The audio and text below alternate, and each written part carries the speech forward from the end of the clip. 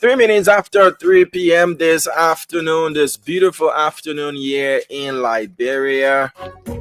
Wherever it is you're listening to us from, I'd love to welcome you to the midweek edition of the afternoon show here on the Spoon Network, The Pulse. My name is Diamond Slanger. As I said, it's been a bit of a cloudy afternoon here in most parts of the country. A lot of things happening as to whether the weather is also an omen of what's happening. But we've got a lot of trending issues to talk about. The topics are juicy. You need to share the program with your friends and loved ones. Or if you're listening to us via the radio, all you need to do is to invite a friend. Tell a friend to tell another friend that the pulse is on. And in fact, the pulse rate is very high this afternoon. Well, a lot of things happening in the country. We cannot discuss all of those things, but we've selected amongst the pile, the creme de la creme, to talk about this afternoon. So wherever it is you're listening to us from, I'd love to say welcome to you. For those of you watching us all around the world, please do share the show, and a pleasant day to you as well. Massive suspension. Massive. The suspension bag boss. Like, I don't know where President Piah has slept these few days, but it's just from one suspension to the next. It's like, somebody who's given you time and time and time and time and has forgiven you over and over and over and has said enough is enough. As President Piah now said, enough is enough. And I'm about to put my feet on the ground, stamp my boots down, or it's just another makeover action. Or has President Piah finally said, the Baga Lion know me to be in private, and I'm going to be the Baga now? To help us discuss all of this, we'll be speaking to Liberia's Information Minister, Honorable Jeremiah Matthew Piah, in the latest suspension wave. Massive. Looking at the list, totaling 457. As to whether this will be effective, whether this is going to be effective or it's a call to action publication by the executive mansion, well, Minister Piah is going to help us discuss all of this. Remember the whole scenario of just suspending the NOAL president CEO Rosalind Swakoko Dennis, and she was still in possession of government assets. Talking about 457 names. Well, one name appeared twice, and the reason was the person was appointed at another point in time and appointed at another point in time. But the recent list from the LACC, published February of this year, 457 persons. Why the massive non-compliance in the first place? Remember when the president declared his asset, he called on his officials, said declare asset, there was declare asset 1. People didn't listen. A few did. Declare asset 2. People didn't listen. President went and did his thing with the code of conduct. Declare asset 3. And then the executive mansion published a final warning. And today, suspension back pass. We'll connect with the information minister on the show. We also have got information. We've been doing our research on Pitchability, the son of Representative Musa Hassan Bility. We've done extensive investigation. We're still doing our investigation. And what we have unearthed so far, we'll be sharing with you. And the representative of On Spoon Talk last night, he said his son was released on bail.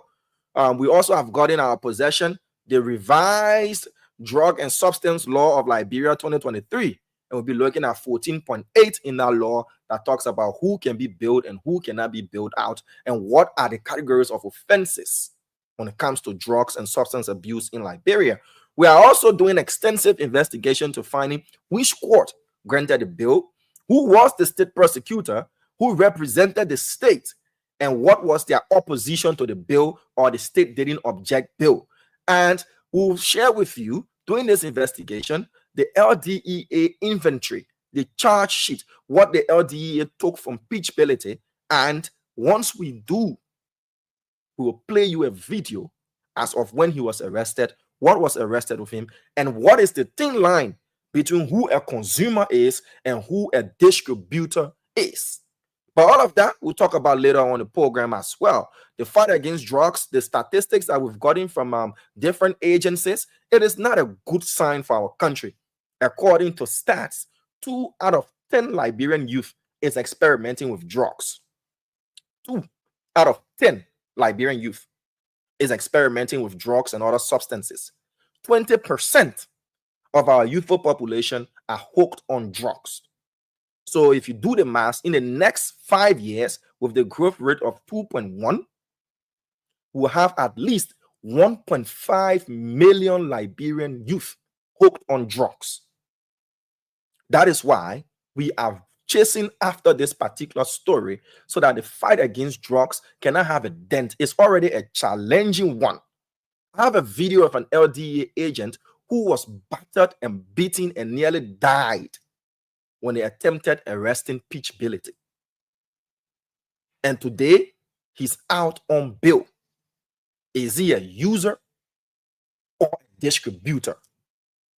Our investigations have gone far and beyond, and will expose all of what we've gathered so far. All right. So talk about that. We'll talk about that later on the show. And the Samuel Twer case, we'll also talk about the Samuel Twer case, the former finance minister case. A new judge has been assigned to that particular case. Melvin Jackson, our judicial correspondent, is going to bring us up to speed with what's the latest involving the former finance minister and others. We'll also be talking about the public eviction of embattled speaker Jonathan Fonati Kofa.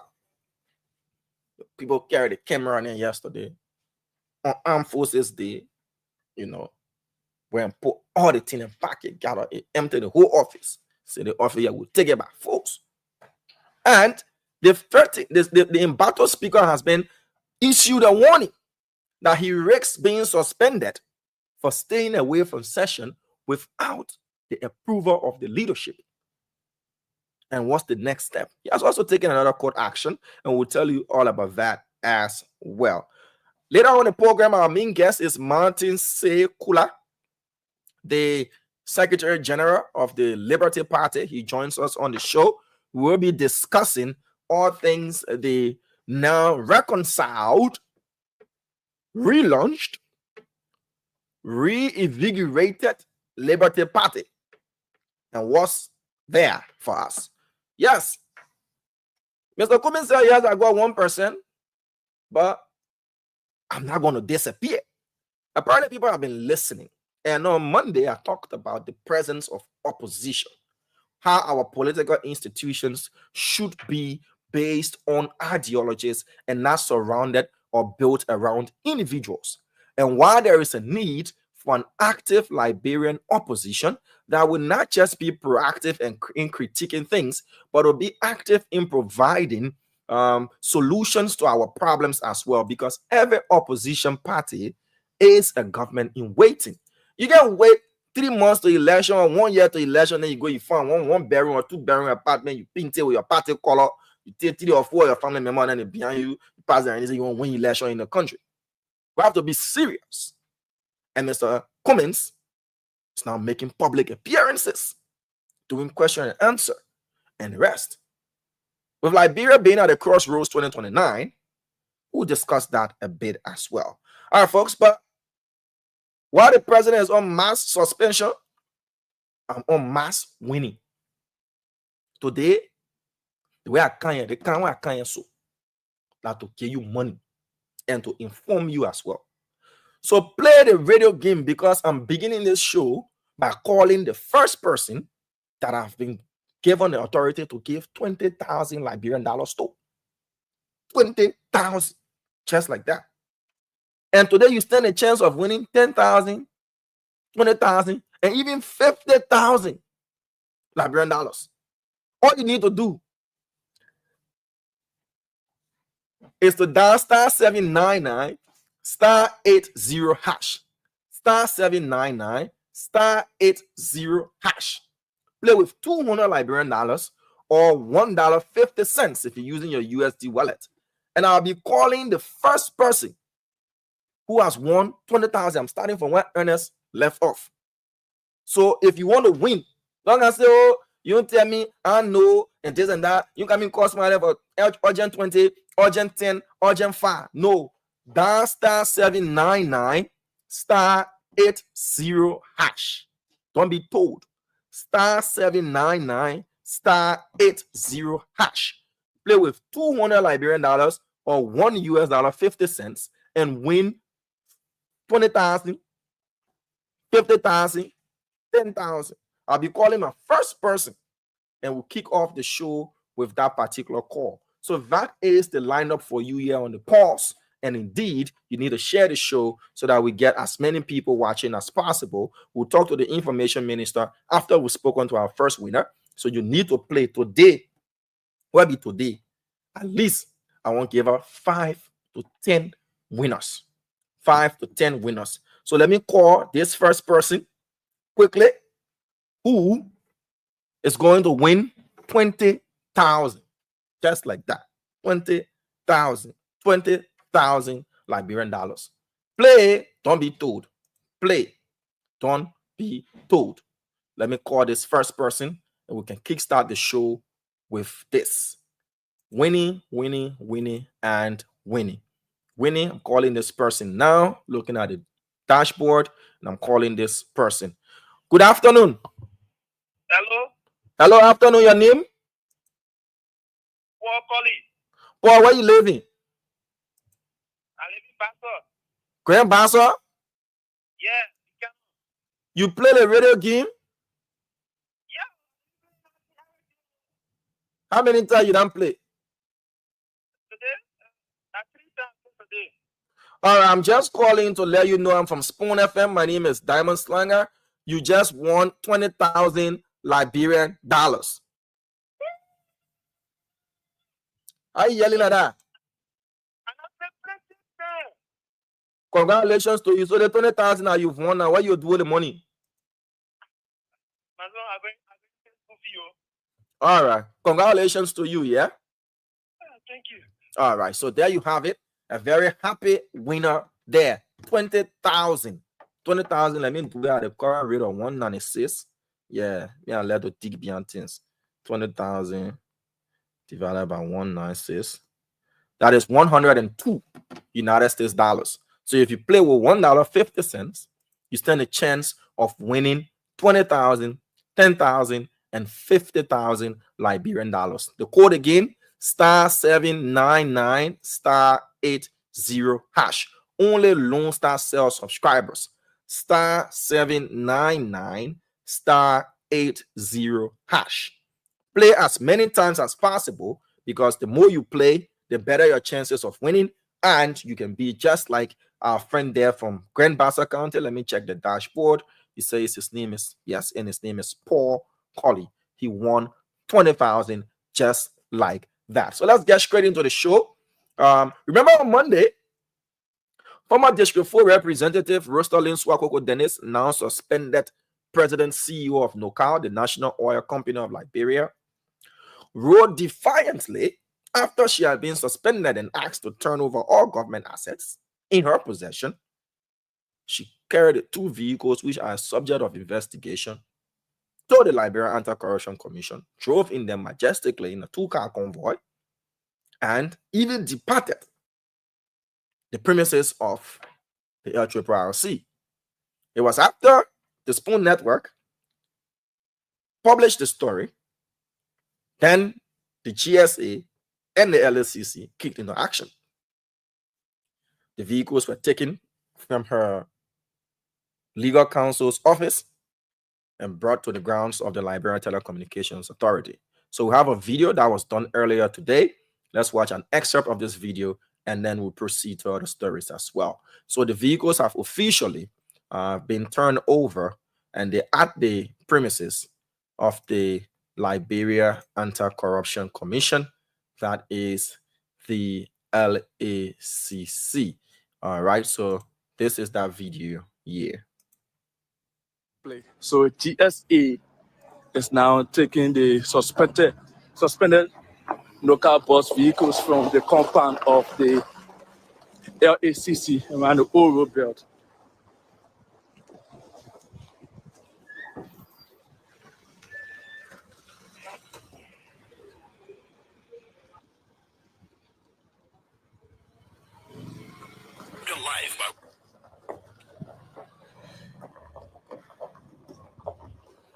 Lots of money. Yeah, GSA, yeah, for sure, yeah. So, yes, please stay with us.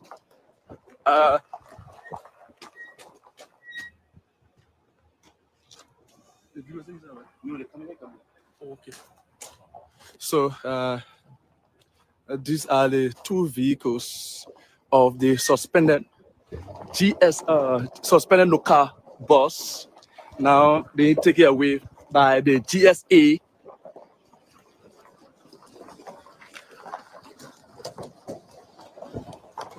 So these are the 2 vehicles. The GSA is now taking these vehicles from the compound of the LACC headquarters around the old road belt.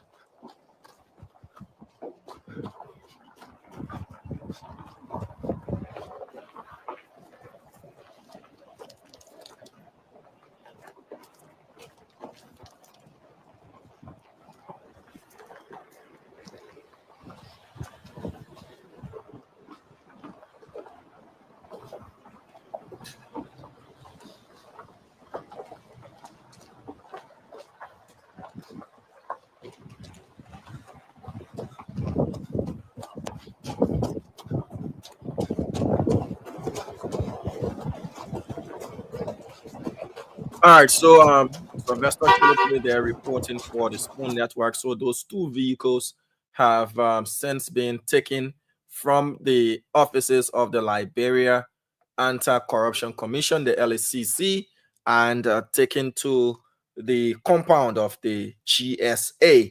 which is the entity responsible for all government assets.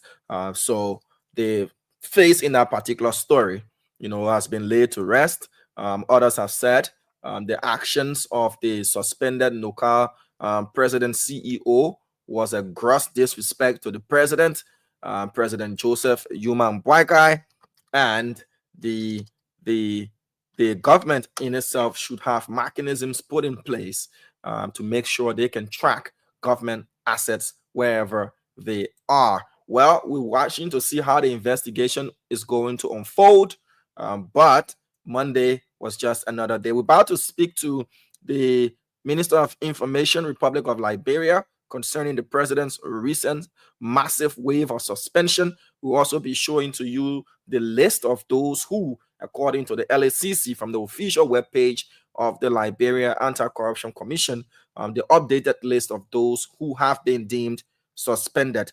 So we have Minister Piah on the line. Good afternoon to you, Minister Jerolimic Piah. Good afternoon, Damo. How are you?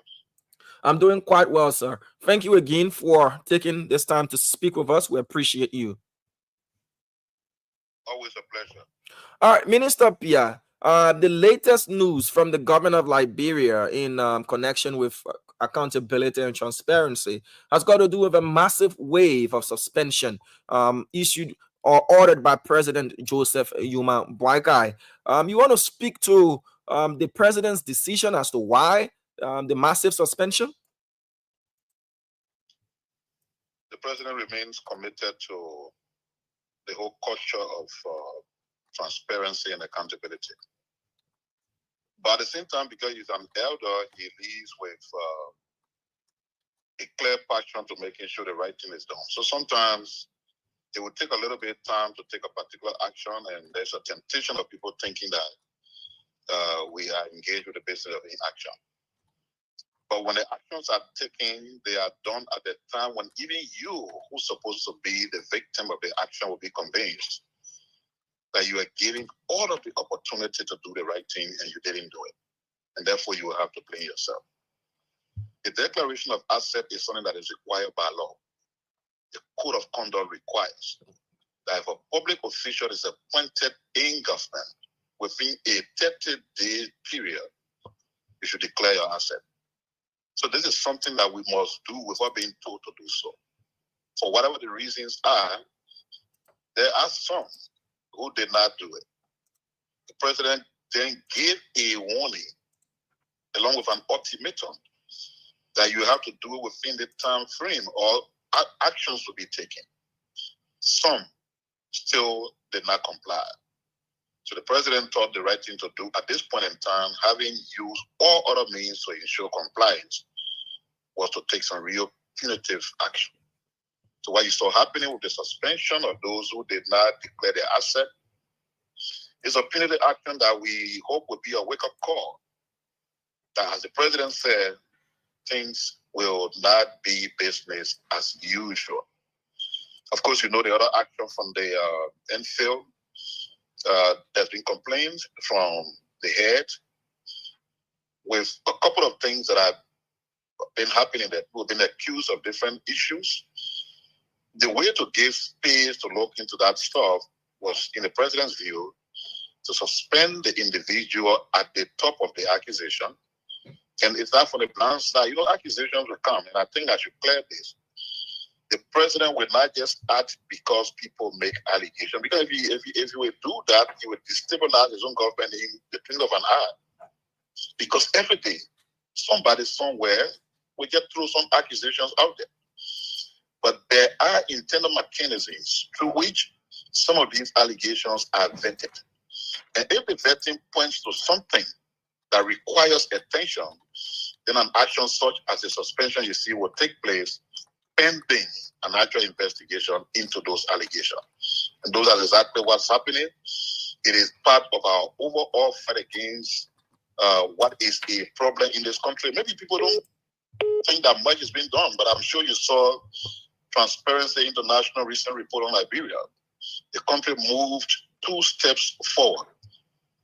Of course, there are some people who attempted to say this government is more corrupt than the government it replaced, but this was a clear vindication of the administration that the progress being made on the fight against corruption is being recognized globally.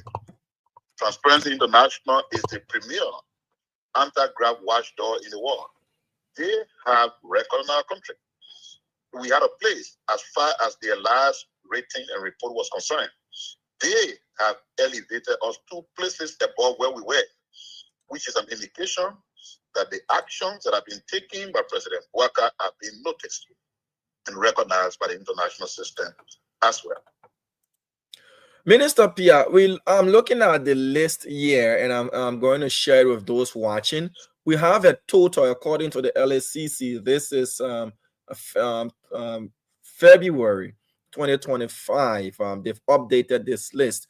You have a total of 457 names: ambassadors designate, deputy ministers, interim managing directors in the case of the LEC and the LRRC. We have a whole list of employees under the employees of the Ministry of Internal Affairs. They make up the bulk. The next question is, how effective is this mass suspension going to be? Taking into consideration, we just witnessed what happened with the suspended NOAL president CEO. Still, she was in possession of government assets even after being suspended. How effective is this going to be, Minister Piah? It will be effective. I know you made reference to the Ministry of Internal Affairs because there are commissioners and a number of local government officials. Yes. The head of that sector, who is the Minister of Internal Affairs, is under obligation to ensure that all of the elements that do come along with the suspension order will be executed to the fullest. But even the one you made reference to, yes, she may have driven to LACC with a vehicle, but action was immediately taken, and the vehicles are all in government custody. So everything the president is doing is they are done consistent with an enforceability mechanism. It's not going to be a blank check, no action, everybody moving around their own person. No, I can assure you that would not be the case. These suspensions will be in effect, and until those individuals can comply. I mean, like I said, there's no reason why we should be here in the first place because the code of conduct is there. It says clearly what we should do when we are nominated and confirmed by the Liberian Senate. So if somebody tells short of that, we hope this action is enough to tell others that the president is serious in holding people accountable. Minister Piah, you just mentioned that the remedy to have your suspension lifted is to declare your asset. Is that the intent of the president? Or what is then the remedy if for those who are suspended to take up their positions or to resume from the suspension? So, first and foremost, you have to comply. Complying will not automatically mean you comply, you're back in office the next day. After you comply, the decision as to when you return will be the president's prerogative. But the first step to take is to ensure that you find a solution to what led to your suspension in the first place. So looking forward to the days ahead, we hope that the IFCC gets very busy in having to receive the declarations of individuals who did not and were subsequently suspended. So compliance doesn't mean you get back on the job. I could add that on that it is also possible that some of these categories may leave for suspension to dismissal based on how you react. All right. So automatically now running to the LSCC to do what you should have done, having been confirmed. And that's what you said, having been confirmed. If your position required confirmation, there are others on the list who have said they've been named as ambassador designates, but they haven't been confirmed yet. So their names on the list raises question. And there is another name, Roger Doma. He says, I'm not at Ministry of Health, but LSCC has got me as deputy minister. So it brings about the, I don't want to say credibility of the list, but how updated the list is. So I would not want to speak to that because I'm not a spokesperson. I'm a spokesperson of the government, but I'm not in the place of the detail of what the LACC, that is the source of the list, got to their own disposal. those who have those kinds of concerns can find out from the LACC what exactly, and also individuals got the right to, for example, if I declare asset and my name is there, I have the right to challenge it and say, look, I declare my asset, this is a clearance that I was giving. So in those cases where there are mistakes, I'm sure the LACC will own up to it, but the president was under obligation to act on the list as presented by the LACC. And those who may have been innocently adjudged by the LACC can make their case, and when it's established that maybe you declare your asset and you should not have been there, the appropriate actions will be taken. But I think that detail that you need based on the question you just raised is a question that you should take to the doorstep of the LACC. All right, we'll definitely divert that question to the LACC. But let's get back to the issue of suspensions coming from the president. We have a trilogy of suspension from Swakoko Dennis to Enfield, and now to this massive bulk suspension that the president has issued. Others have said President Piah has been slow. Can you speak to you did in essence brushing by what caused the delays, but Liberians are equally concerned as to these investigations. When are we going to see prosecutions and restitutions if people are found culpable? Are we moving to that step now, Minister Piah? So that is not the president's call. You know the way our system works. The investigators are there, LACC, GAC, Internal Audit Agency, all these institutions got responsibility to investigate. When they investigate, the findings of their investigation are reviewed by lawyers. That's where the Justice Ministry comes in. If the investigators review, the lawyers review your report, and they are not convinced that they can take somebody to court on account of your report, of course they wouldn't go to court. If they are convinced that you have all of the elements that are required to form a solid basis of evidence that they can take to court and win, they will indict the person, they will charge the person, and they will go to court. Those are not processes that a president can influence. It must purely be based on what the prosecutors see and what they believe they can take to court and have a solid case. Because you see, these things are also reputational, Diamond. Somebody could accuse you just from a report that you are a criminal, you are a this.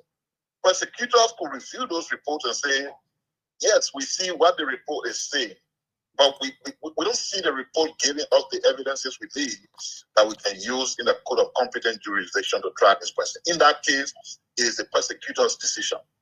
What the president will from time to time do is that where it is feasible, based on internal review and assessment, where you have to act pending further actions, he will do so as a way of deterring people who may just want to take advantage of the situation that they are faced with when they serve in public spaces. All right. So my next question is: we've had a slew of investigations. First of all, to be clear, the president is not slow. Okay, the president is not slow. There has to be due diligence. Okay. There's a common thing in our Liberian parlance: hurry, boss traffic. Yeah. We're not going to hurry and keep bossing traffic. We'll do the right thing.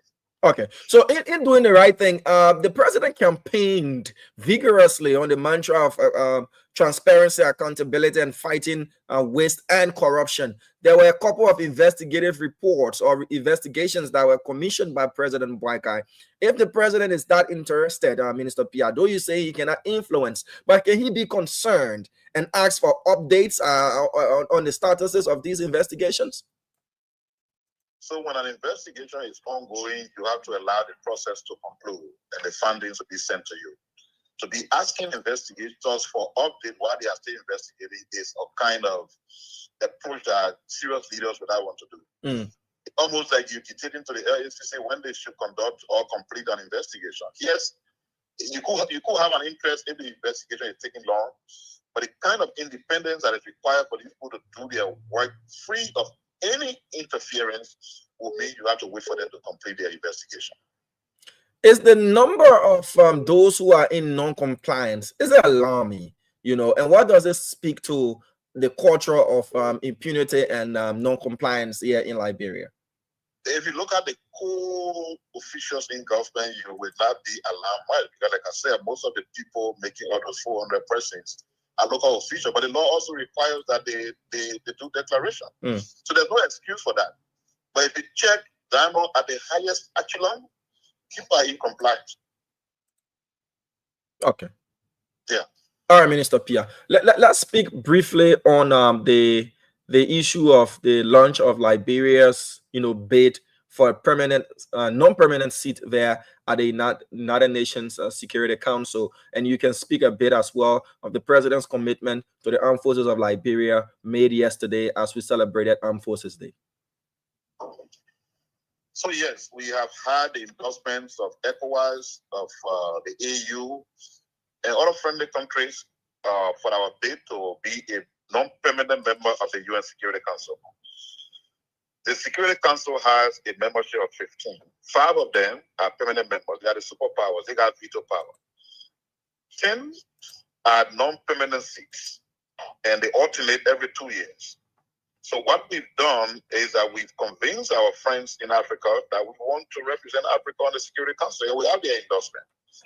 We did an international launch at the UN during the General Assembly, and what we did over the weekend was on Monday, was the national launch.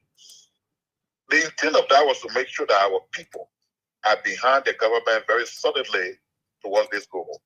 So if you saw the program, you saw student union leaders, youth leaders, women's group, civil society organizations, everyone came together to say, this is what our country wants, and we are firmly standing with our leaders in pursuing this bid to be on the UN Security Council.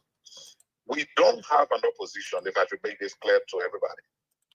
But the procedures there also require that to occupy the seat, at least 127 of the 193 countries that are members of the UN should cast their vote for you.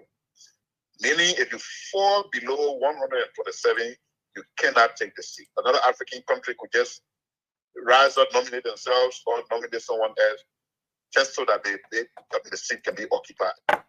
What is our goal? Not to get the 127 votes, but like Sierra Leone, to get 160, 170, 180 votes.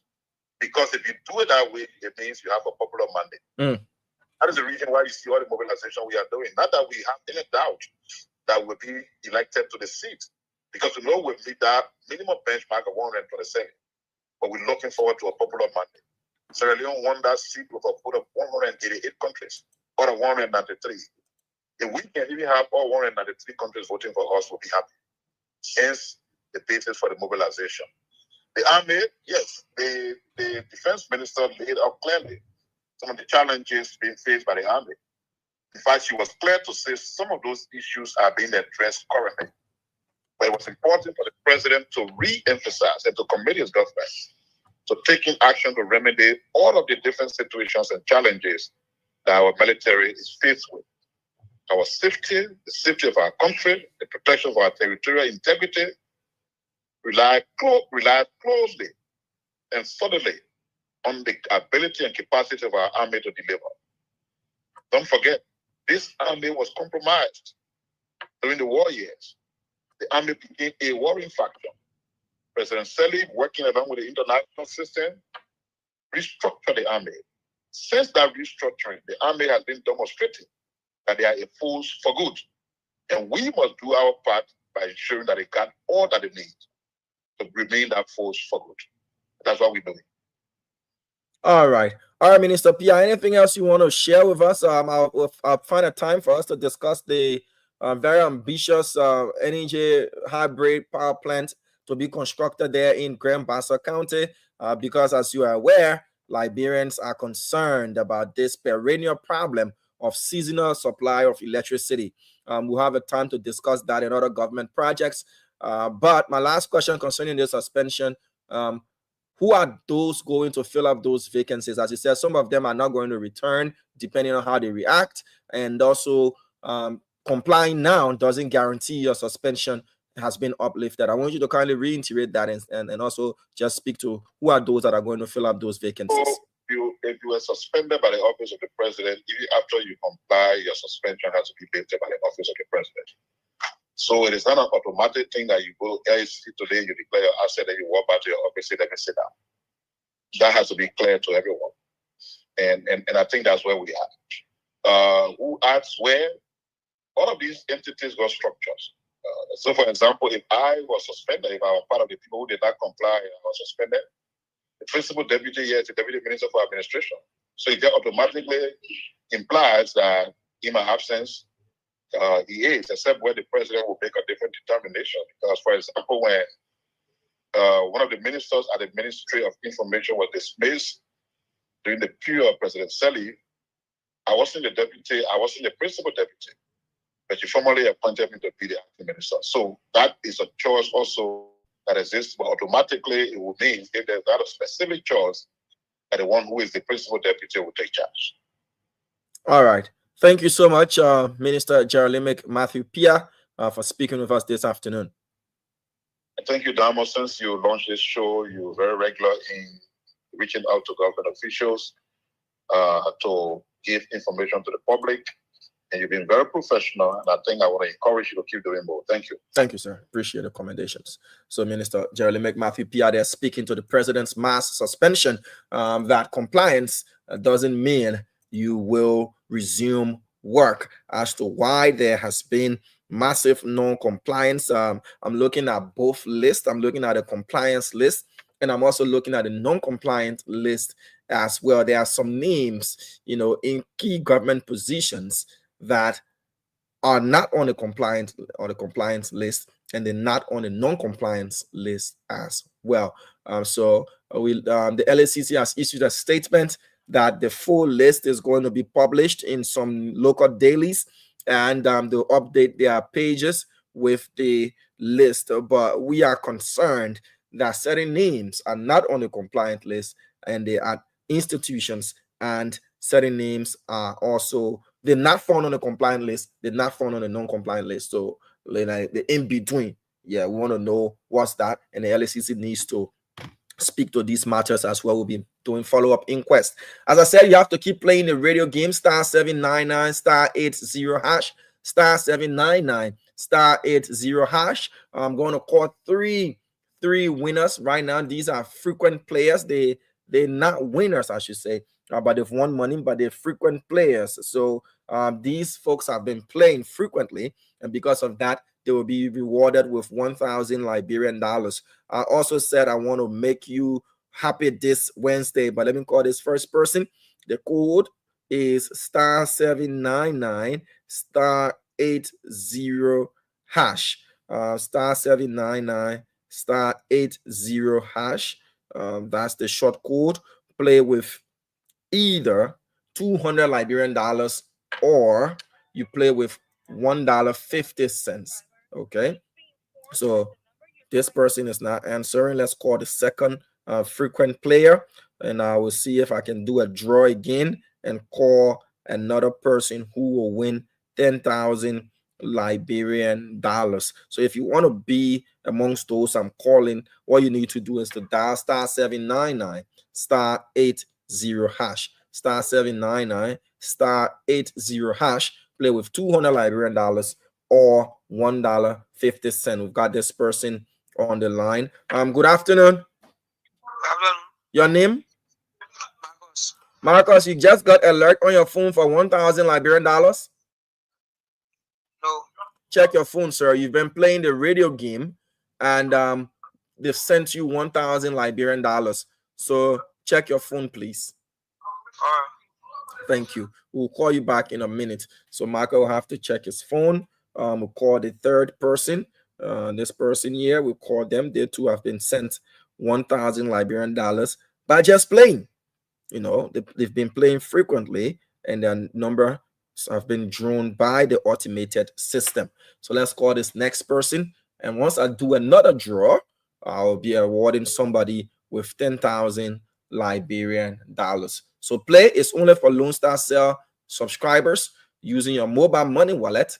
Play and win this afternoon.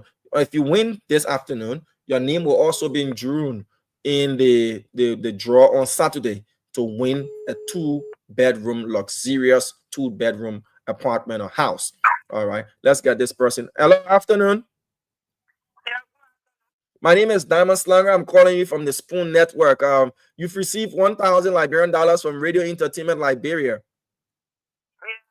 All right. How many times you been playing the game? One time I played 15 times, but I want to play. Oh, and you won 1,000 by frequently playing. If you want to win the 20,000 and 50,000, you have to play again. So use that 1,000 and invest it to win. Yeah. All right. Thank you. Bye bye. Okay. All right. So those are our frequent winners.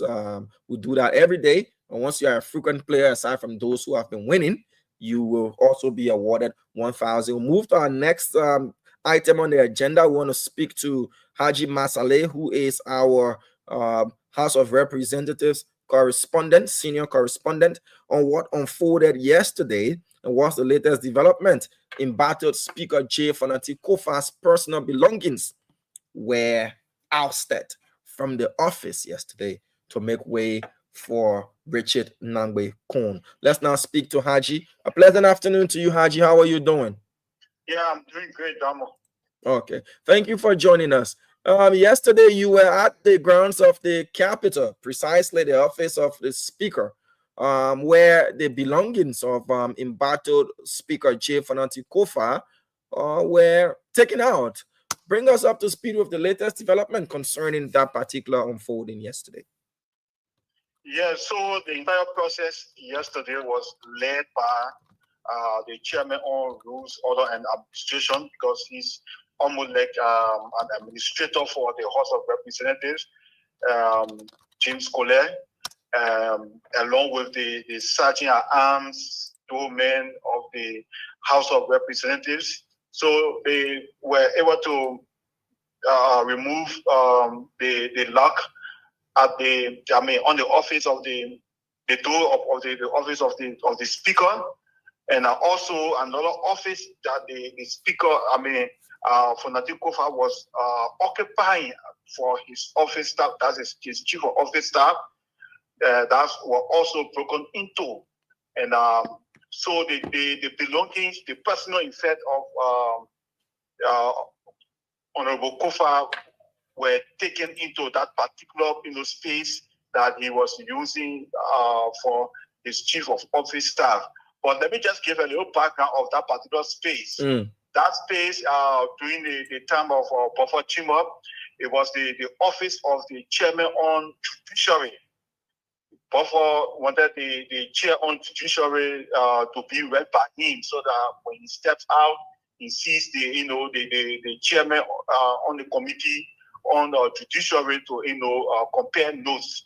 And Buffer was the first to enter that particular office. So that is the Chinese building office, yeah, right?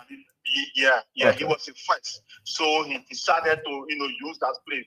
But some of the historical background I got from that particular office is that it's designated for the chief clerk. So the chief clerk can be right in a position, right, by the speaker, because every morning the chief clerk will have to go and consult the speaker, because he has to take the agenda to the speaker for discussion before it goes on the floor for general participatory discussion. So yesterday it was an event full of surprises, full of mixed reaction. When that happened, the office was broken into. So according to Representative Collier, they have written the former speaker on numerous occasions, about 5 to 6 different occasions. And the last one was when Fanati Kofa himself replied, saying that this is my last time replying to any communication concerning that particular office. So he said it was predicated on that because they have no other option. Honorable Kofa has already said that he cannot go back and forth with anything regarding that particular office. Just as they took the speakership, they can acquire the office the same way. So they shouldn't ask him for keys. They shouldn't ask him to evade or whatever, remove things. They shouldn't ask him any other question, but they should go ahead and acquire the office the way they acquire the speakership.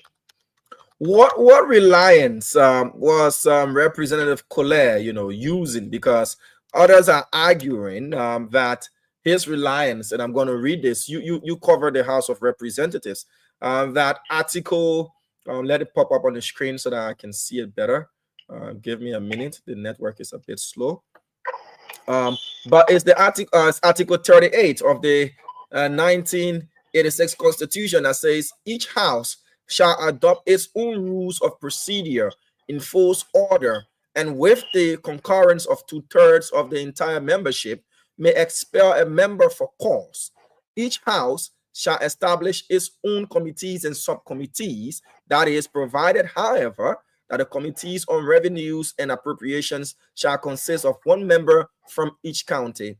All rules adopted by the legislature shall conform to this constitution. Was that his reliance? Yeah, it's more than that because according to him, they cannot go to the judiciary on the basis of separation of power. They cannot go to the judiciary to ask them to do what they can do for themselves, because you just read it spelled out in the Constitution that they can craft their own rules and they can implement and and go about implementing their own rules. I think that was part of the implementation process, that when an officer is elected, he is removed, he has to turn the keys of the office over, and you have to turn some effects that belong to the government, you have to turn them over. So I think on the basis of that particular provision of the Constitution, he was they were able to effect that. What was the conversations in the corridors, or have they said this publicly, that the embattled speaker might be expelled for consistently not showing up to work? I think when you look at it, when you read the tune of the former speaker, like he does not have interest in going back to work, because he continued to say he has series of bills before the court should address them before he sits under the gavel of Speaker Rachel Kuhn. And the court is not even giving him ears. Imagine since December he filed those bills, and in the court term, I understand that when you file bill, to the court, or you complain to the court, if the court does not respond, and the court does not have interest in that case. But so are they talking about expelling or suspending the embattled speaker for consistently not showing up according to their standing rules? A month of not showing up, then without excuse or approval from the leadership, a member can be expelled or suspended. I should say. Yes, even expelled. So it's part of that rule 21 of the House of Representatives, because the Constitution empowered them to craft their own rules and implement their rules. This, even if that happens, it will not be the first time for members to be suspended. Remember, 7 members are already serving suspension. 7 of them, they are already serving suspension. It will elapse maybe next month. They will come back to work. But they have singled out some members who are not coming to work. Say January, they open. And the rule says after, two sittings or 2 weeks, you have to come to work. If you don't come to work, you have to express it through a letter to the speaker saying the reason why you are not coming to work, and the speaker has to grant you that. And even if there are other problems, you have to explain it, and the speaker will have to grant that. So failure to do that, they can invoke Rule 21. And who are those who are at risk of being suspended, or at the most extreme, being expelled? So among many of them will be the former speaker for Najib Kofa. He risks suspension or expulsion. Musa Benete, the rule of law chairman, they said he is now upholding the rule of law, even though he's the rule of law chairman. So he risks suspension. Then Representative Muka Kamara also is facing such suspension threat. And there are many of them, but according to James Kohler yesterday, they will have to, call the enrolling clerk, the man who does the calling on names.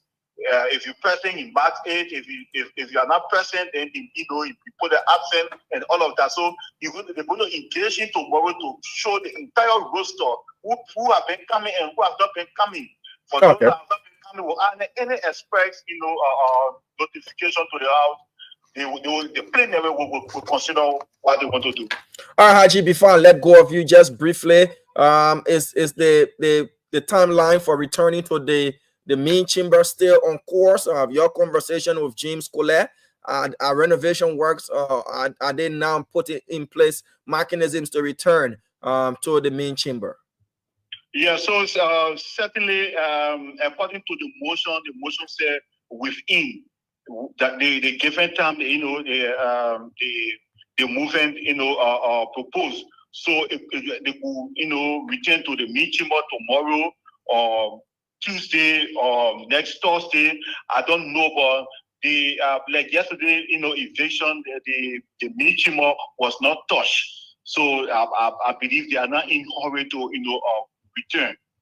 All right, Haji Masale, thank you so much. But the doors of the speaker, office are already being replaced, and serious work is going on. All right, Haji. Thank you again for updating us. Thank you, Damo. Haji Masale is our senior correspondent there at the House of Representatives, bringing us up to speed with the latest in the episode of the embattled speakership position. Well, Richard Kuhn has taken over the parking space designated for the speaker. He presided over the State of the Nation. He was in Morocco, meeting with dignitaries and the Moroccan head of parliament and doing other things. Jay Fanati Kofa has returned in country and said he's not going to sit under the gavel of an illegal presiding officer. Well, on yesterday, Armed Forces Day, while the men and women in arms were celebrating, the folks at the HOR there were breaking doors and packing or collecting belongings, personal effects, and placing them in one particular corner. Well, that's the latest in the speakership impasse there up Capitol Hill. We now move to the Temple of Justice, where today a new judge started to preside over the case involving former Minister of Finance Samuel D. Twe and others. Melvin Jackson is our judicial correspondent. He's going to bring us up to speed with the latest. But after speaking with Melvin Jackson, we will then draw another winner. Another person is going to walk away with 10,000 Liberian dollars. What you need to do is to dial *799 *80 hash. *799 *80 hash. Play with 200 Liberian dollars, just 200 Liberian dollars. As we're getting information, as we, updating you with the latest, we can also be updating your mobile money wallet. All you need to do, dial *799 *80 hash. Play with 200 Liberian dollars if you're using your Liberian dollars wallet, or with $1.50 if you're using your United States dollars wallet. 10,000, to put it in context, is approximately $51 to $52 there. So if you play $1.50 you win $50+, that's a lot of returns on your investment. If you play with Liberian dollars 200 and you win 10,000, that's $9,800 worth of profit. That money can go a long way to helping you to help yourself, not to be calling somebody and say, please give me urgent 10, urgent 20. Radio Entertainment Liberia is making you your own boss by just playing, and you stand the chance of winning. So we're not getting our judicial correspondent. We'll take a short break. When we get back, we'll get in contact with Martin Sekula, the Secretary General of the Liberty Party, via the phone. He is going to be our main guest. We'll talk about, in closing, the domestic relations law of Liberia, where we left off. Our series continues. We'll talk about that, and we'll give you some of the information we have been able to unearth about Peach Bility, the son of Representative Musa Hassan Bility, that has been released on bail. We'll talk about the revised Drug and Substance Law of Liberia 2023. I think we have Melvin on the line to give us quick updates from the Temple of Justice. Good afternoon to you, Melvin. How are you doing? I'm okay, Damo. I'm doing good. All right. Melvin, you reported on the case involving the former finance minister, Samuel Twe, and others. The last time you talked about the judge being recused, and today your update talks about a new judge now presiding over the matter. What's the latest there? Bring us up to speed, please. Yeah, so Damo, Judge Russell Woody, who is the resident judge for criminal OE, was being maintained by the Chief Justice to preside over this matter. So as we speak, during this term, Judge Woody has 3 days at the court, while the resident judge for criminal OC. Okay, we lost Melvin there. We'll try and reconnect with him. All right, so Melvin is going to bring us the latest update in the case involving former finance minister Samuel Twe and others. So stick with us as we try to reconnect with Melvin. Yeah, Melvin, let's go ahead, sir. You were in flight. Yeah, so George, this thing will have 2 days, that is Tuesday and Thursday, while George will have 3 days, Monday, Wednesday, and Friday. So this is because the justice in Chimo mandated that the judge, presiding, who was presiding first, recused himself because he was being, accused of some biasness and other, unlawful act by the prosecution team when they took it on the reign of sanctuary. So sanctuary is wherein you have to review the action of a judge, if not clear to you. So that was reviewed by the justice in Chimo, and he was ordered to recuse himself. Well, after days, that was how the this Chief Justice appointed Judge Woody to preside. So today was the first day of the hearing, but I was not in the chamber of the judge. But when the thinking out, we did interview the county attorney, Richard Scott. He said today's chamber session was intended to for a prosecution to present all the facts to the defense team, which will put them in a better standing point to understand what is unfolding. And then by next Wednesday, it will be the pre-trial conference. So at the pre-trial conference, they will have to give the needed evidence to the defense team, and then the matter will commence. But what was done first that led to the greater scenario being issued was just preliminary hearing. So it was a preliminary hearing that brought about the finding of the bond and the array of the defendants wherein they pleaded not guilty. So the case hasn't started. They just thought of the different formality that would lead to the case, being well tapped into by the both team. Okay. So now this new judge, Judge Roosevelt Willie, is not taking over the criminal code C fully, but only for days. This case will be heard, right? Exactly. That's why he's been given 3 days, Monday, Wednesday, and Friday. So the rest of the days he will spend it at his circuit, which is the criminal OE, but he's the resident judge for criminal OE. So he's not taking over the entire court, but just for that case, that's why he's residing. Was there any objection from the defense team, concerning the new judge? The prosecution had a problem with the previous judge, and now the Chief Justice has ordered Judge Roosevelt Willie to take siege of the matter. Is the defense, when you spoke to them, do they have any objections to this new judge that has been selected by the Chief Justice? So from the few that are heard, they did not determine whether or not they can issue with him, because the thing is, it is part of the proceeding. In every matter, once a party is not satisfied with a particular judge, they can request for that judge to recuse himself, and a new judge be sent to preside over that matter. Or you either pray for change of venue so that this matter can be handled at another or circuit. So they know that there's something that even if it were them, they would have requested the scene that they judge or whoever judge be recused and another judge be sent. So until along the way, if they see something that quote unquote do not meet what they expected, or if they are not satisfied, then they too will go ahead to request for his recusal. But as a stand, everybody's still being in compliance and obeying what should be happening with the procedure of the trial.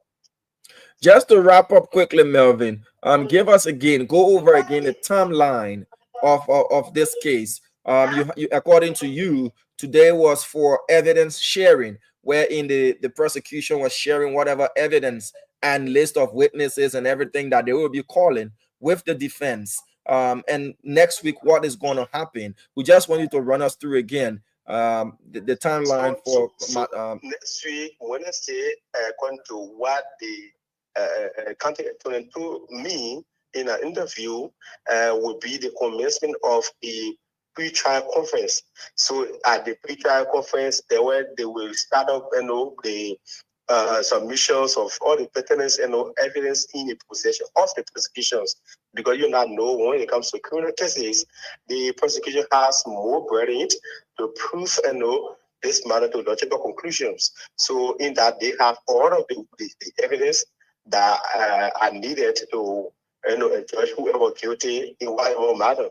So, but at the pre-trial conference, they will be able to present all the different evidence to the defense team that will compare the different facts, and then the matter will commence. But as we speak, the key hasn't gone to hit me, Mary, that need to get sorry, guilty or not guilty.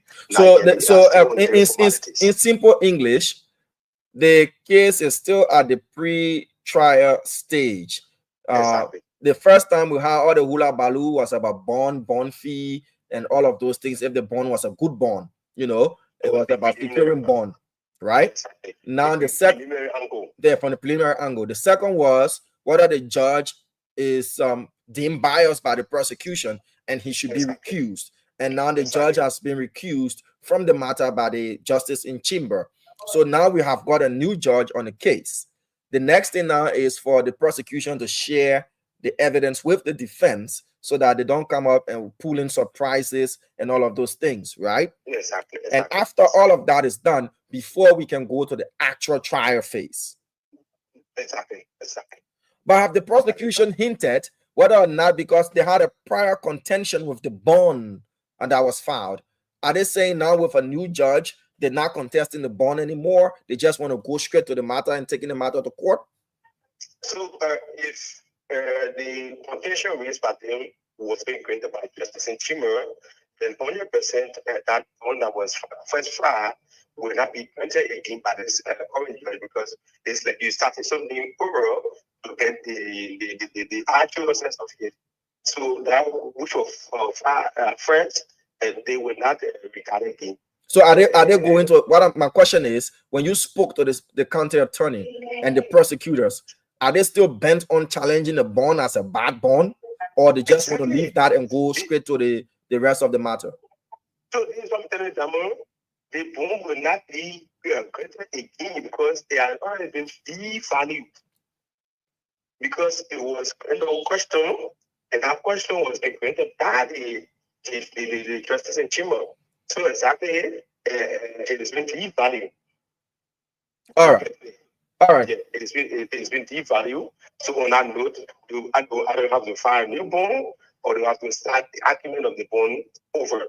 All right, we'll be following that matter. That's why we have you there at the Temple of Justice. Before you take leave, today what been the ruling in this other case? You get it? Yeah, I'm getting you. It's cracking, it's breaking there, but we can manage. Yeah, so today should have been the ruling in this other case, but it was postponed. Why? Because the defense team took the judge on some summary proceeding at the circuit court on grounds that they had a motion to suppress evidence, and that was been denied by the judge. So on that basis, the ruling was being suspended, at the magisterial court, and we are looking for further date to know when will be the ruling of the case in action or case. All right, Melvin. Thank you so much. I appreciate you. Melvin Jackson is our judicial correspondent, speaking to us live from the grounds of the Temple of Justice, bringing us updates in the case involving former Finance Minister Samuel Twe and others. So a new judge has been assigned. There is a pre-trial conference slated for Wednesday of next week. Whether or not the prosecution will go back and challenge the bond that was previously filed and called on the court to classify that bond or rule that bond as bad, and whether or not we'll see them going for the arrest of the former finance minister, and whether he and his legal team are going to file a new bond, and if so, what will be the tune or the value of that bond. So we're following this matter. It's an entire thing like onion ring. It keeps peeling off. It keeps unfolding.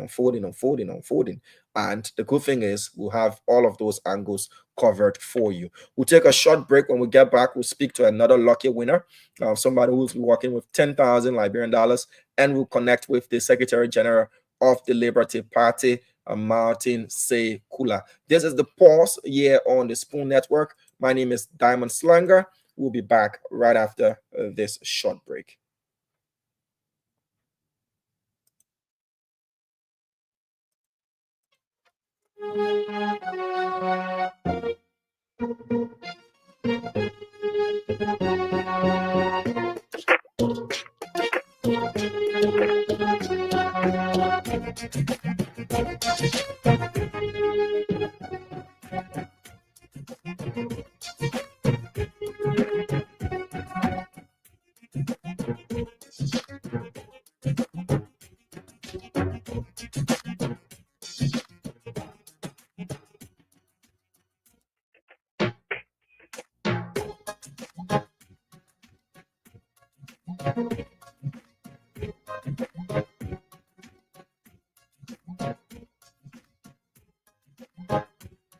Welcome back. This is the Pulse here on the Spoon Network. Time here in Liberia, 12 minutes after 4 p.m.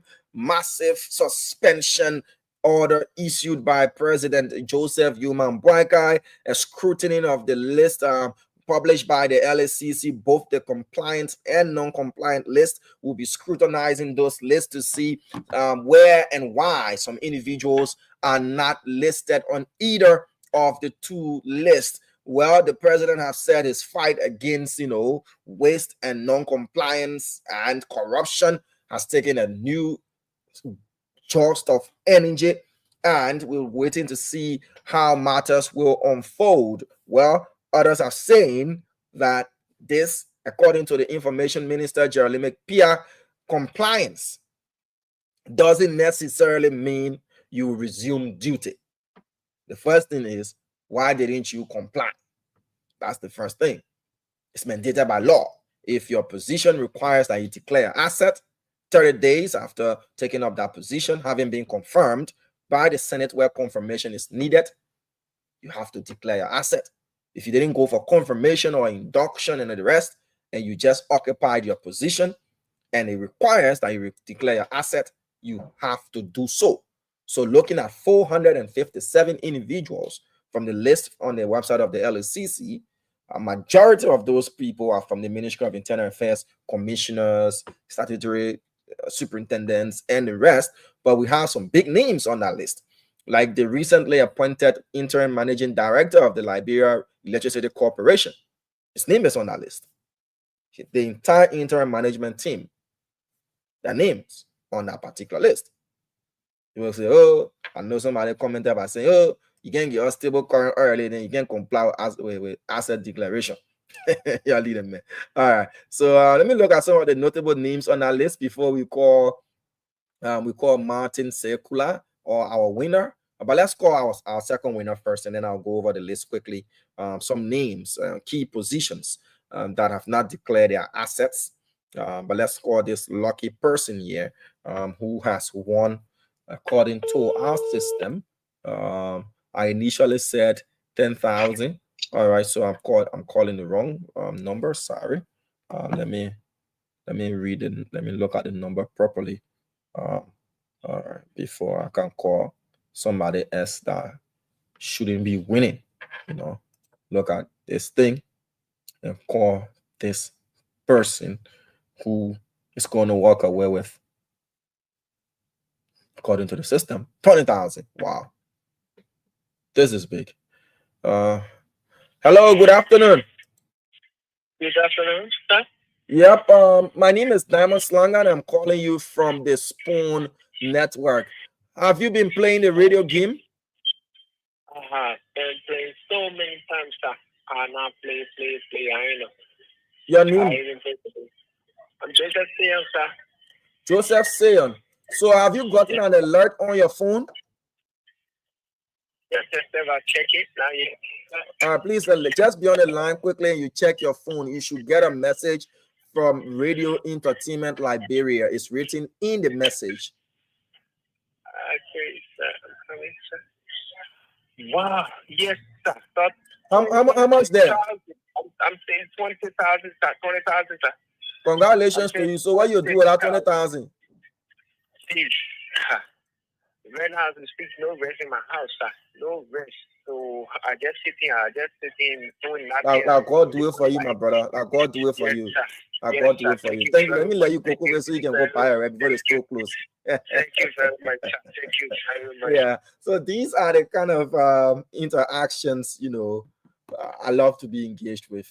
The fact that somebody's day can be turned around from being hopeless, to so much hope and so much joy, that this person is now going to buy rice, which is a staple in Liberia.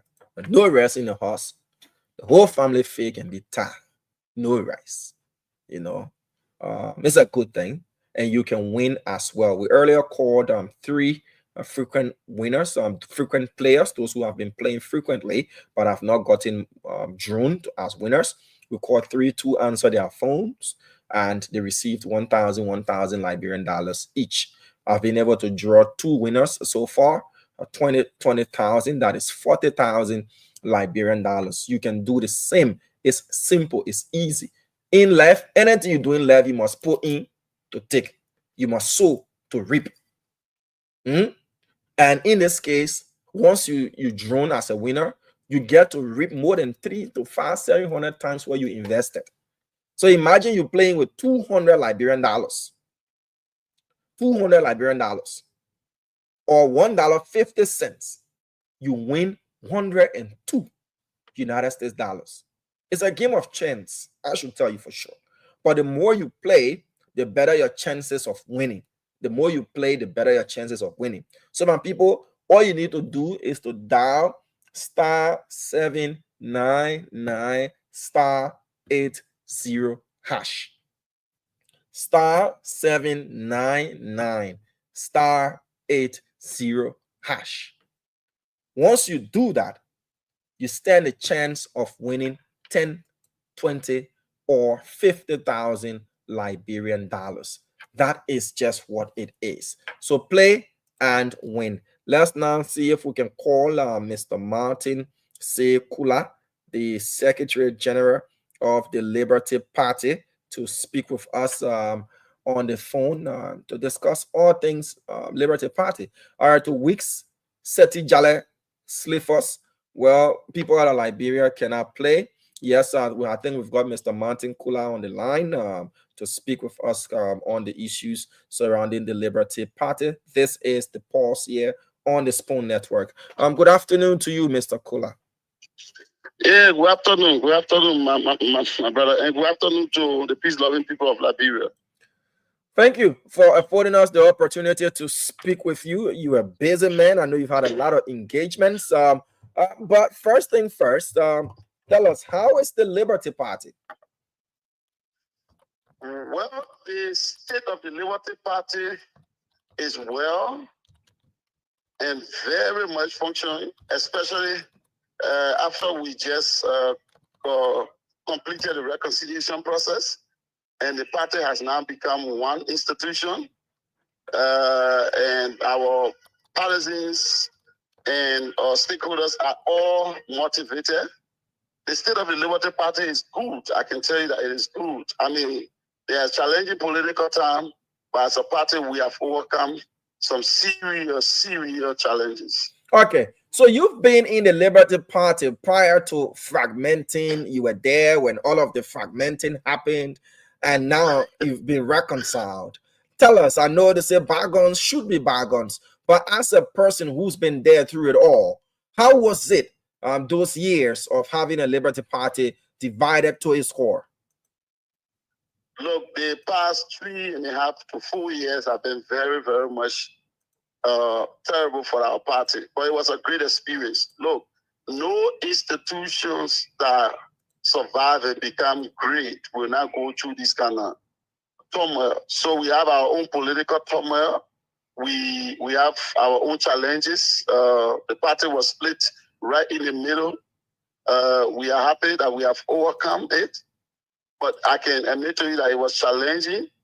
But these experiences have also put us on the right path, so that we know one another, we appreciate one another, and we pray that we never have this kind of division in our party, so much so that we could not tolerate one another. Our partisans were all around scattered and yearning for us to come together. Today, what they have been praying for have come to fruition. We consummated the entire reconciliation process this Sunday with a Thanksgiving service. So it was challenging. Look, there are people, some of us, like you said, who who grew in the Liberty Party. We grew in the Liberty Party with Councillor Brodsky. I began to associate with Councillor Brodsky before he even became the political leader or the state bearer of the Liberty Party. I remember in 2003, when we were part of the youth wing of the Friends of Brodsky. So it has been long coming. So you see brothers, sisters, friends, political allies, turning against one another around the 2023 election. It was a bad experience. But like I said, I'm happy that we went through this. We are now appreciating one another, and our party have a bigger vision now, and the strength that we have amassed from one another and the weaknesses that we were able to overcome and from one another has put us in a better position to face 2029. Now, core of officers were elected. A core of officers were elected, including reaffirming the standard bearer position there on the Senate pro tempore, Senator Yomli Kanga Lawrence. You care to tell us what arrangements led to that? What is their tenure, and what's their term of references as well? And if these officials were elected as concession or consolidation? So first, the protein is the political leader. Not the standard bearer. Thank you for that. Thank you. Yeah, so we will let the standard bearer at the end of 2028, just 1 year to the 2029 general and presidential elections. Thank you, sir. So yes, yes, there were a lot of consensus built along the way. Like I said, the party was split right in the middle. So there were two sides to the conflict. We have to come together, and it has been almost 11 months running since we started this conversation. But in all of it, we all agree that both sides will have a fair share of the cake of the party. So we were able to build consensus among one another, and both parties were given. Okay, so we lost Mr. Kula there. We lost Mr. Monty Kula there.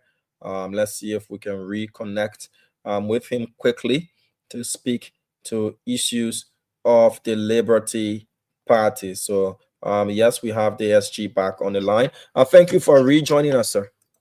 Yeah. So we have the both parties nominating people to positions that they think that they can work better, and there were a lot of negotiation, a lot of consensus building, and at the end of the day, we were able to form what we call a single slot from both sides of the coin. So the elections of official to the various position, from the chairperson to the last position in the Liberty Party on the executive committee, were all done through consensus building. And during the elections, there were elections held. The election commission requested the political leader to cast a web ballot on behalf of candidates of the both parties, and that's how everybody got elected. So it was largely through negotiation and consensus building and understanding that all of us that are coming together, possess a certain amount of experience that we can bring on the table to make the Liberty Party better. So, and through all this process, there were a lot of negotiation with different stakeholder groups. We discussed with our pastoral network, our Muslim, network that we have. We met the youth wing of the party, the women wing, and we met different auxiliary groups. So there was just pocket of discussion with the Liberty Party. So all that fell hurt and divided. We even went as far as going to meet some, grassroots groups that allow us to have interaction so that we can inform them that people on both sides of the aisle are coming back to work together, especially our leaders. And they were excited. Even the counties, the 15 counties, the Liberty Party was so much space so that in every county you have two chairpersons, one chairperson supporting the Unity Party candidate, then now-president, Ambassador Joseph Imam Bouaka, His Excellency, and the other chairman and his team in the county was supporting Mr. Alexander B. Kumis, who were running on the CPP ticket. All of that have been settled now. Now, the Liberty Party have one chairperson in the various counties as they are with restructuring. So there was a lot of engagement. The Joint Reconciliation Committee was headed by Honorable Jacob Julius Smith, the former Secretary General of the party. He chairs that Reconciliation Committee, and it was co-chaired by Mr. Ella Jada. These two individuals working along with their team have so many engagement that led us to where we are. In November of last year, we signed a resolution that defined the pathway for the Liberty Party. And one component of that resolution was for us to have a special national convention to elect new crops of officers, which we did just most recently. And Liberty Party is now in gear, ready to move. Okay, so my next question to you is Mr. SG, the hurt that this party went through, and secondly, to follow up on that, the political leaders said the agreement with the Unity Party that allowed Liberty Party aspirants or candidates to use the Unity Party emblem and go under their name is now expired. So what's the remedy to that? Are those representatives and senators who were elected on under the Unity Party but from the Liberty Party, are they going to now carry the emblem and be known as Liberty Party lawmakers as well? No, Election Commission do elect people on political party ticket, but you are elected as an individual. This is why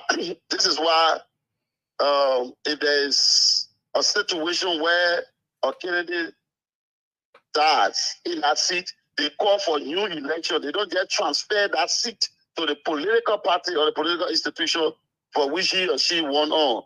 It is because though you are elected on party ticket or you are elected as an independent candidate or you are elected as an individual, you are elected as John or as Paul or as Mary. So that seat belongs to that individual that they elected, except we change the law. But the law, it requires, so that's the first thing. The second thing is the political leader was not saying in clear terms that there is no political alliance with the Unity Party.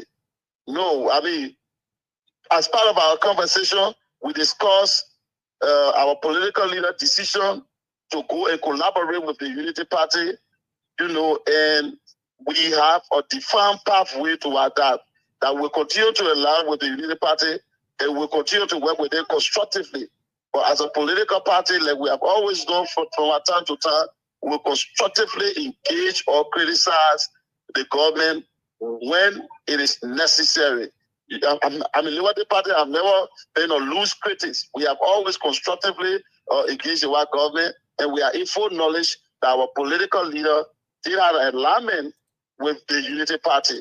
So they are not those individuals. The political leader was saying symbolically, these people got elected on your ticket, but we have come together as a party now with one party. So they will be our partisan, but we are in alliance with you, but they are our partisan. So she was just trying to tell them that these people have come back home.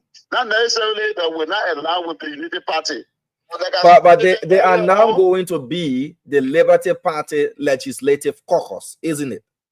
Or they will still be with the Unity Party as legislators, or they're now going to form the Liberty Party's Legislative Caucus. Mr. Kula, you have to be clear with us. Having an alliance and now saying go back to the root. Yeah. Yeah, so I don't know how clear you want for me to put it. You are very clear. They are our partisan. They are not our legislator. We are in alliance with the Unity Party. So we are still together. The only thing that people want for us to say is that we will not criticize when there's something wrong in the white government. And the Unity Party are never been new for that. We have always been new to constructively engage the white government, which we will continue to do. And the political leader did not miss your words. She was very clear about that. You know, that look, we are in alignment with you, and we are working along with you. But these people, they are our partisan. It was an arrangement that took us there. But that arrangement cannot hold if we have come back and we have brought our party back together. But we are still in support of your effort, and we are working along with you. So to be in alignment or collaboration is not a merger. People get to understand there's a difference between a merger and alliance. We get on that, Mr. Kula, but my question is direct. You had a fragmented Liberty Party with two factions. Correct. That hurt, and because of that, the other faction headed by Senator Yomli Kanga Lawrence couldn't go and register and do another thing and contest election because you already had a Liberty Party. That's with the CPP. So your candidates went under the guise of the Unity Party. Some of them won seats. My question to you is, we know you are not in a merger like the CPP like.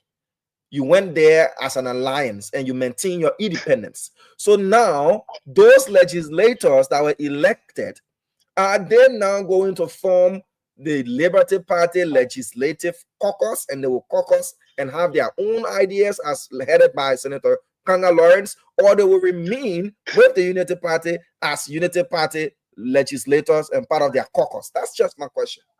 So they will remain in alliance with the Unity Party, but they are Liberty Party legislator, but they will remain in alliance with the Unity Party. Mr. Kula, you're still giving us the runs around. Yeah. This party. No. So they will form the Liberty Party Legislative Caucus, have their own caucus agenda, and if it doesn't conform with what the Unity Party caucus's agenda is, they will differ.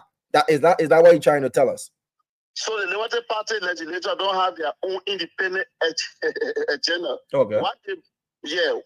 From time to time, until I'm conflicting, what the Liberty Party legislative caucus propound is what the Liberty Party as an institution mandate them to do.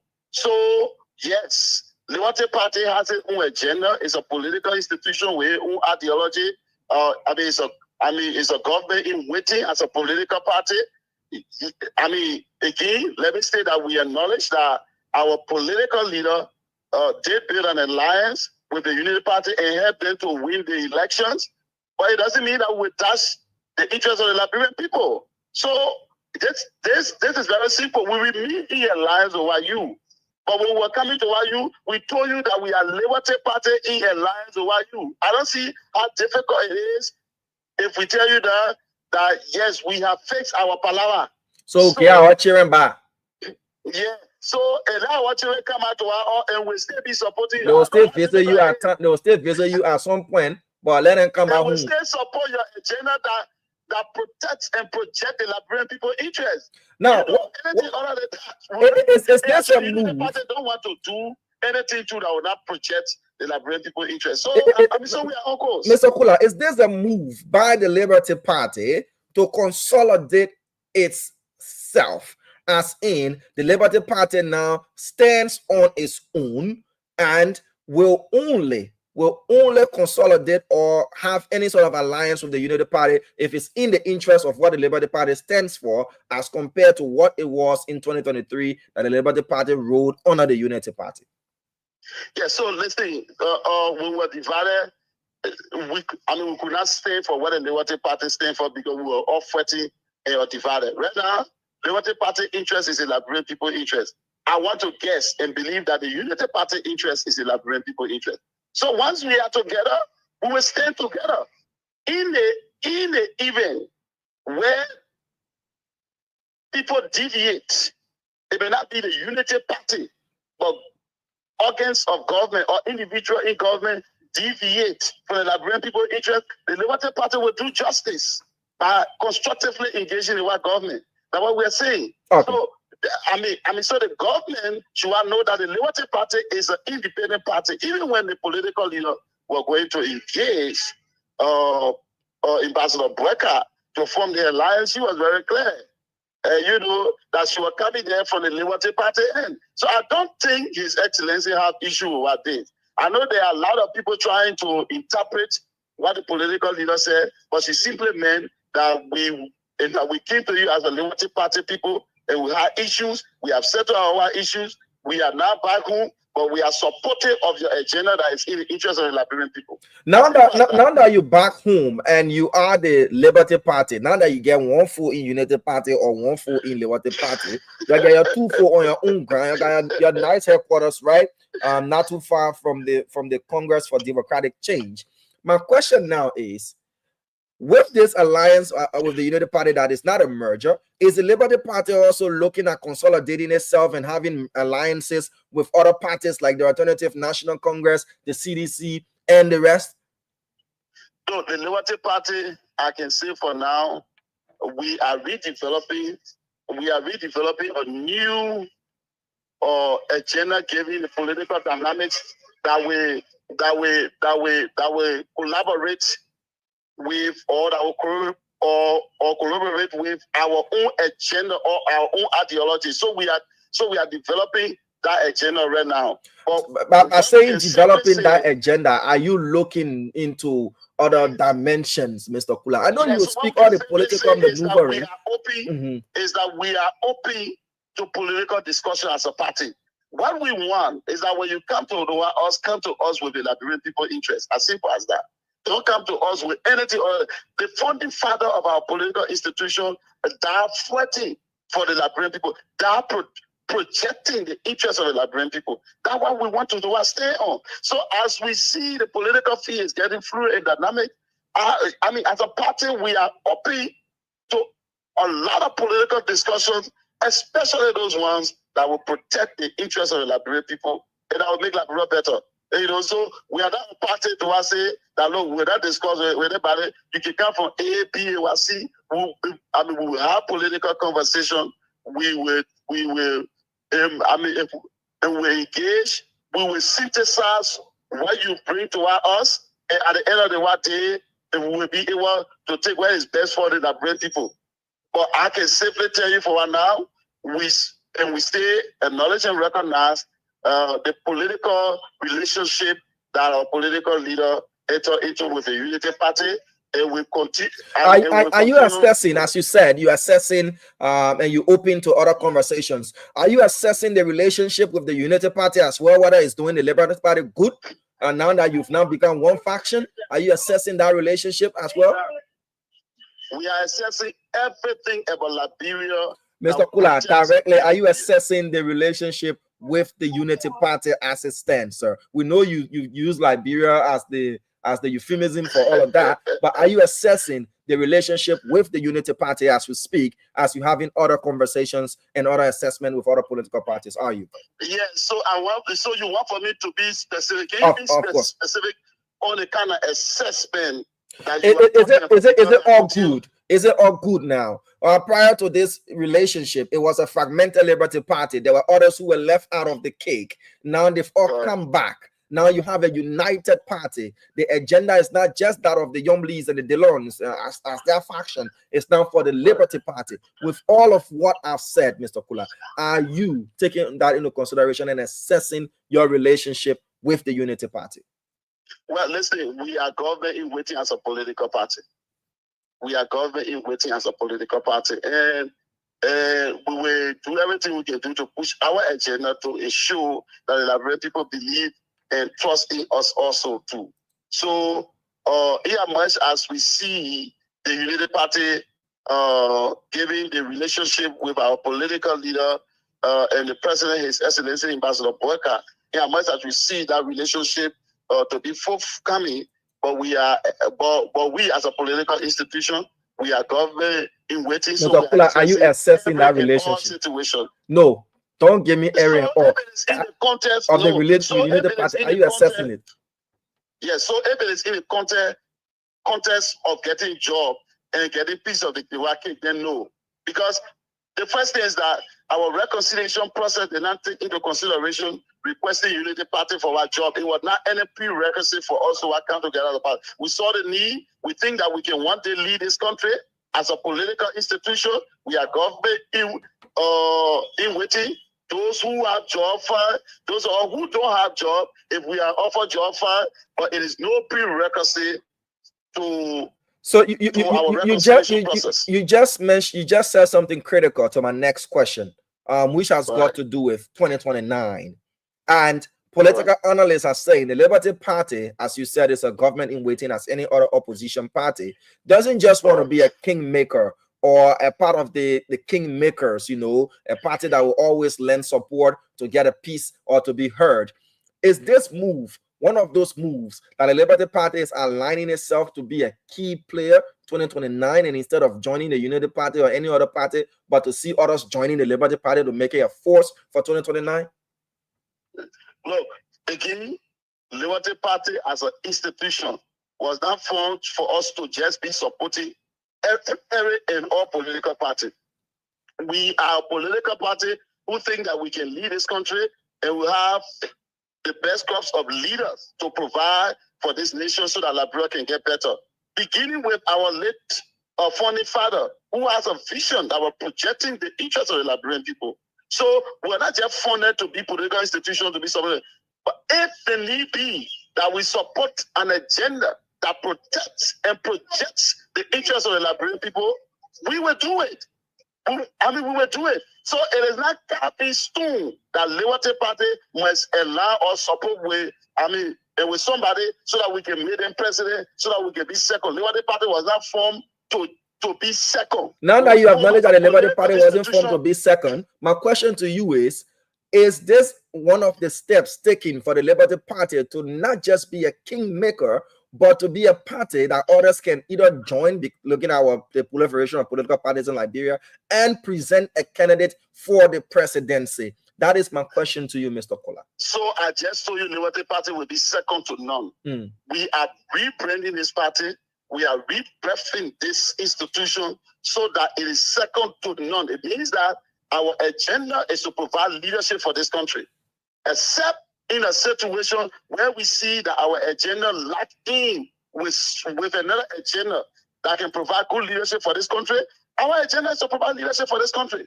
We're not formed to be second.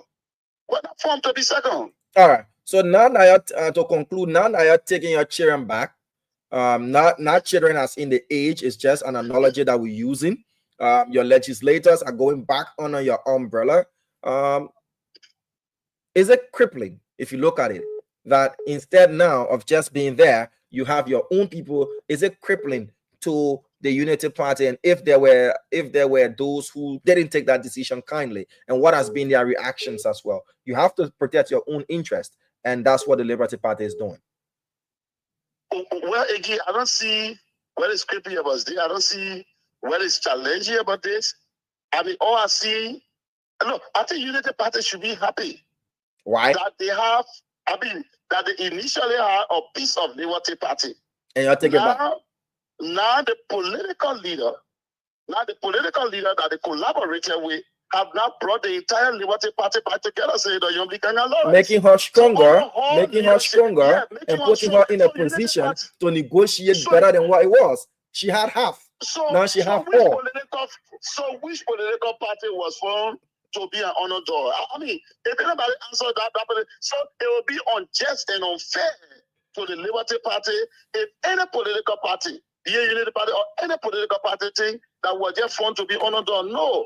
Like I said, they should be happy, they should be appreciated that we have done come together, and we should be an addition to that strength. All they need to do is to do the right thing. That is the key thing. Do the right thing. All right, Mr. Piah, thank you so much. We'll have a much longer conversation one of these days.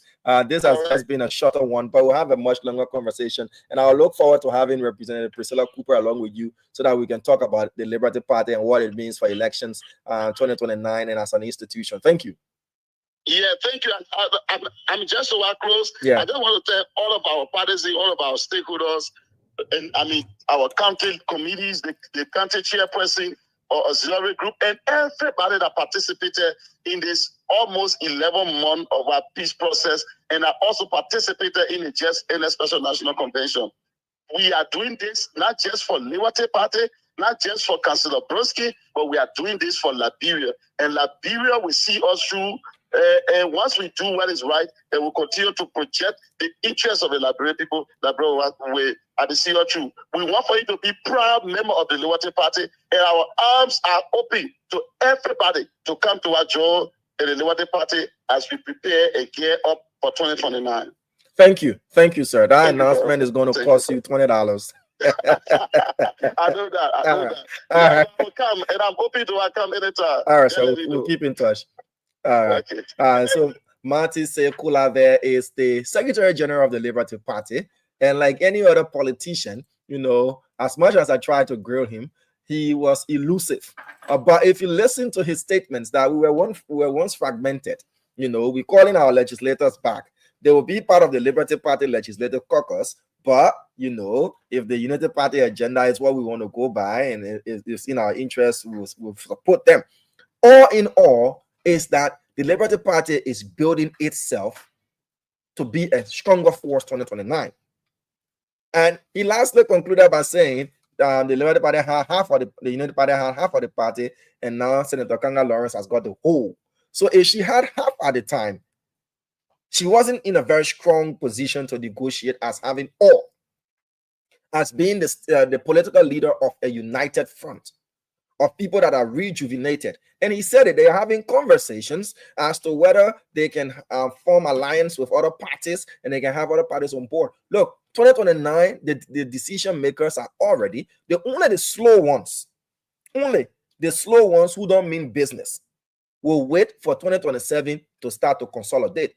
Now you see Mr. Cummins is out in the public. He's doing engagements. He's moving about.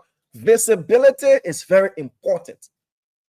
Look, to know the real true institutions, you look for longevity, you look for continuity, you look for ideologies. Any mushroom political party that will come up 2 more or 6 more or 1 year to election, they're not serious. It's all in consolidating. It's all in concession. A serious political institution will remain vibrant, will remain engaging, will remain critical, and provide solutions and alternatives even in opposition. They will not wait for 1 year to election, then a whole fleet of cars outside. No, all that la political charade scheme, a part of the political game to get a seat at the table, to get allotments. And as a country, we need serious political institutions that have their own ideology that can be defined. Now I can get my boss club, get my belly go. 6 men form party, 4 of the people in the party, the family members. For us to make good decisions, our institutions must have ideologies. You must identify a political party by its ideology. You must know that these people mean business. They must prove themselves by the critiquing and solutions they prefer in opposition. Political parties should be made of individuals who have got ideas and plans and clear visions and goals. Not just by the popularity and who get money in their pocket. So the party will be surrounded around that person. That is why we have too many parties. Because the political Maradona, they've deciphered what it is to get a government job quick from a party. Nobody can win 50+1 in one round in Liberia with all the number of independent candidates we have and all the number of political parties we have. So, from a party, get 2-3 men and I can make noise plenty, buy around, invest small thing, and get more. And that is why we find these things difficult to have an efficient and effective governance and government. Because when you give people a job based on political patronage rather than competence, they feel like they're not accountable to you. I gave you vote, you gave me a job. That is in itself pay to play at the highest. But it's the pay to play that they say political reward is not in heaven, it's on earth. So we want to see stronger institutions. We want to see institutions that have ideologies, that have ideas. We want to see institutions that are vibrant, that offer solutions, even in opposition. Not just to come on the radio or say on a press conference and criticize, oh, the government should have done this, the government should have done that, the government should have done this, the government not doing this. What are the solutions? Because if you put forth your solutions, Liberians see that you are a viable option. You know your stuff. You know what can be done. They look at you, but you just can't really, oh, they come and do that one, come and do that one, come and do that one, come and do that one, come and do that one, come and do that one. What solutions can we look up to you for? And say, yes, this is an institution that represents a true political party. All right, folks, we're about to wrap up. Let me see if I can draw a winner. Remember to play the radio game, *799 *80 hash, *799 *80 hash, and win your cool 20,000 right now or your cool 50,000 right now. As I leave the studio, don't say, oh, I should have played. No. All right. So let's conclude the show by going over our series. Remember, we're discussing the domestic relations law of Liberia.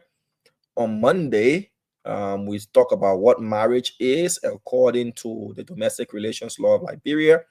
We also dealt with who can get married, at what age. Just a recap quickly. Marriage, according to our law, is a civil status that is a contract between a male and a female who have mutually assumed marital rights. That is, the male and the female decide that they want to get married. And the age in Liberia, I'm talking about the civil marriage now, the civil marriage. The age in Liberia to get married according to the law, a male is 21 years and a female is 18. But in case the male is 16 and not 21 and the female is 16 and not 18, the parents will have to sign. The parents will have to give their consent, legal consent, legal consent for those two to get married. Now, let's look at who cannot marry. Yeah, the law talks about who cannot marry. And me, if you're village people behind you and all that thing, and you can marry, no. What is it legally enshrined in the law as to who cannot marry? That is, two persons or individuals that cannot get married for legal reasons. All right. So according to our law, the domestic relations law of Liberia, who may not marry? No marriage shall be contracted between persons, one or both of whom spouse is still living. Not between an ancestor and a descendant. Not between a brother and sister of either the whole or half blood, an uncle and niece, or an aunt and nephew, or first cousins, and this prohibition shall apply whether the prescribed relatives are legitimate or illegitimate. So according to our domestic relation laws of Liberia, two people who one or both of their spouse is still living, that is, John married to Annie. Annie is still alive. He hasn't divorced Annie in the court of law as he got married to her and was issued a marriage certificate. John cannot go and marry Musu. It's called bigamy. You understand? So if one of the spouse is alive, and they are still legally married, that person cannot get married again until they annul or they say they get divorced. Now, ancestor cannot marry descendant. According to our law, marriage is between two living individuals, a male and a female, who have agreed to have gotten married and they have the legal age. But you can't go marry the girl and say, oh, I married the girl on behalf of my dead grandpa. Or we marry the girl to our dead ancestor. Ancestor cannot get married to descendant. Descendant cannot marry ancestor, because marriage is between two persons that are alive and they meet the legal criteria, a male and a female. So the living and the dead got nothing to do with marriage, and it's one of the criteria for divorce. We'll get to that part, but let me just brush over it. Our law does not support same-sex marriage. In Liberia, marriage as per law, the civil marriage, is between a male and a female. Is spelled out clearly. It's between two living individuals, a male and a female, who have reached the required age, 21 for a male, 18 for a female, or if they're both 16 and they have not reached 18 and 21 respectively, their parents will give legal consent. So those who cannot get married according to our law, an individual whose spouse is still alive and married. So you can't go marry another person like the way we saw that time, the other man, where the two women were fighting for him, he still married, they still fighting whether they married or not. You can't do that. You can't leave your spouse in America, you can marry another person in Liberia. You marry, and the marriage is still registered in the US or any part of the country or the world, and it's still a legal one, then you can't marry it. It's bigamy. It's a crime. Ancestor can marry descendant. Descendant can marry ancestor. To say, oh, you're the wife to our grandpa like that. Papa used to let bread get in, so send you bread, we marry you on behalf of him. You understand? That is according to the domestic relations law of Liberia. No man and woman can marry. No man and man can marry. No man I get a woman still, a wife still living and is still married can go marry different woman. No woman I get a husband still living can go marry different man. They still married, then you won't go marry again. No, it doesn't work. Also, according to our law, who else can marry? Brother and sister is prohibited by our law to marry. Whether your sister like your half sister or your sister like your whole sister. So my name say, but they get my daughter. Me and her from the same man, so we can marry. No. In a civil marriage, brother can marry sister, sister can marry brother. Our law forbids that. Also, uncle can marry niece, and nephew can marry auntie. First cousins can get married. And it is whether they are legitimate or illegitimate relatives. Somebody say, but what the meaning of legitimate and illegitimate relative? And we'll conclude on that. If your pa go get us a daughter, or your man go get us a son, and the pa didn't legitimize the child by following the law to make the child a child according to the law legally, and the child also a child illegitimate, it's not an excuse for the sister to go marry that brother. To say, oh, my pa have son, he illegitimate, so I'll marry him. It's not an excuse for the daughter to go marry the boy because her pa have son and he didn't legitimize it. So those are the people who, according to our laws, cannot get married. Again, if your spouse is alive and you haven't divorced the person, you cannot get married to that person. Again, be like to say, oh, because I let a man and I follow him, I'm marrying the time I'm married, so I'll just marry because Jonah will divorce me. There are legal proceedings to get a divorce. You can marry your brother, you can marry your sister, whether a half brother or a half sister. Marriage is between two living persons. Ancestor can marry descendant. Uncle can marry his niece. Nephew can marry his auntie, according to our domestic relations law. And first cousins can get married to each other. So we start right there. Thank you so much for listening. Thank you so much for watching. Tomorrow we'll discuss our findings on the LDA, the issue of Peach Bility, the son of Representative Musa Hassan Bility. We'll discuss what we've been able to gather so far according to our investigations. We'll play videos to that effect. We'll also show you pictures. We'll read out the revised drug and substance abuse law of Liberia 2023. Who is a drug peddler, a drug trafficker, a drug dealer, a drug distributor, and who is a victim or a user, and on what conditions can an individual be granted bail according to the revised drug and substance abuse law of Liberia 2023. My name is Diamond Slanger. It's been a pleasure here in your company. The Pulse will be back tomorrow. We had an extensive conversation with the Minister of Information, with the Secretary General of the Liberty Party, and as well with our correspondents. On behalf of the entire production team, we say thank you for listening. Thank you for watching. And if you want to do your business, you can contact us as well. Have for yourselves a wonderful evening, and bye-bye. Shannon Goer, DJ SMW, is next on your airwaves, and you know, and the DJ SMW by gotta be juicy. All right, bye-bye.